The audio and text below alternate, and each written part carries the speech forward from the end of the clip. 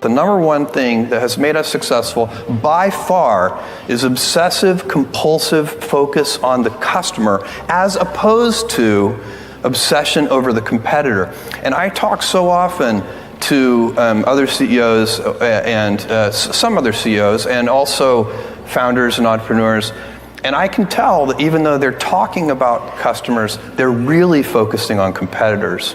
And it is a huge advantage to any company if you can stay focused on your customer instead of your competitor. I believe in the power of wandering. All of my best decisions in business and in life have been made with heart, intuition, guts, not analysis. When you can make a decision with analysis, you should do so. But it turns out in life that your most important decisions are always made with instinct, intuition, taste, heart.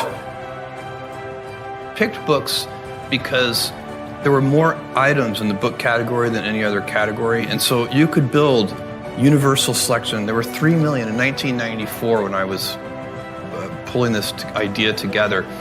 The 3 million different books active and in print at any given time, and the largest physical bookstores only had about 150,000 different titles. And so I could see how you could make a bookstore online with universal selection. Every book ever printed, even the out-of-print ones, was the original vision for the company, and so that's why books. I knew that the books, strangely, because I was very prepared for this to take a really long time, I knew that the books business was going to be successful in the first 30 days. I was shocked at how many books we sold. We were ill prepared. We had only 10 people in the company at that time, and most of them were software engineers. And so everybody, including me and the software engineers, were all like packing boxes. We didn't even have packing tables.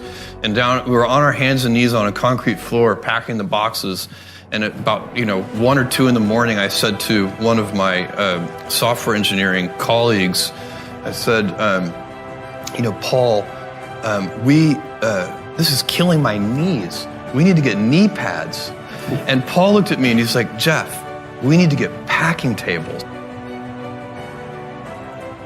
When I decided to do this, I first talked to my wife, who is sitting here in the audience, and she had married a relatively stable, goofy, but still relatively stable person working at a Wall Street firm.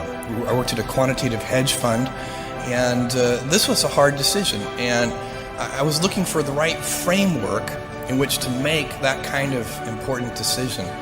And the right framework I found is a regret minimization framework. And so that's just a nerdy way of saying that you want to project yourself to age 80. And then think back over your life, and if you're 80, you want to minimize the number of regrets you have throughout that period of time. I think this is something a lot of people do, maybe subconsciously. Very few people probably name it regret minimization framework because most people are healthier than that. But it was a very clear way for me to think about making that kind of life decision. And the way it helped was I thought, okay, if I go do this thing and participate in this thing called the internet that I genuinely believe is going to be a big deal, and if I fail, am I going to regret having tried and failed? And I knew the answer to that was no. But I also knew that if I didn't try, that I would always regret that. I would always wonder, and it would haunt me until that mythical day, which I actually hope will come. Many kids and many grown-ups do figure out over time what their passions are.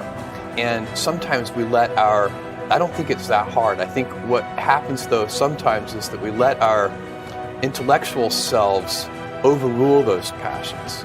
And so that's what needs to be guarded against.